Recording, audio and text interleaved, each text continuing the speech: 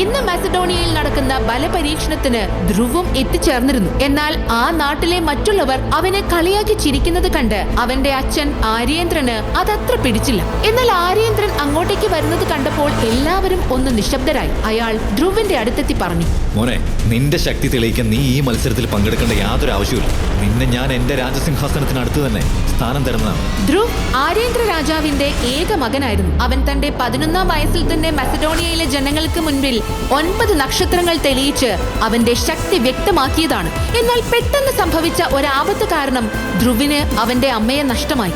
ധ്രുവും അച്ഛനും എങ്ങനെയോ രക്ഷപ്പെട്ടു. പക്ഷേ ധ്രുവിന് അവന്റെ ശക്തി മുഴുവൻ നഷ്ടമായി. പിന്നീട് നടന്ന മത്സരങ്ങളിലൊക്കെയും തന്നെ 3 നക്ഷത്രങ്ങൾ എന്ന അളവുകോലിലേക്ക് മാത്രമേ അവൻ എത്താൻ കഴിഞ്ഞുള്ളൂ. അവന്റെ പ്രായം കൂടുന്തോറും ഇനി അവന് പഴയ ശക്തികൾ വീണ്ടെടുക്കുക എന്നത് അപ്രാപ്യമായ കാര്യമായിരുന്നു.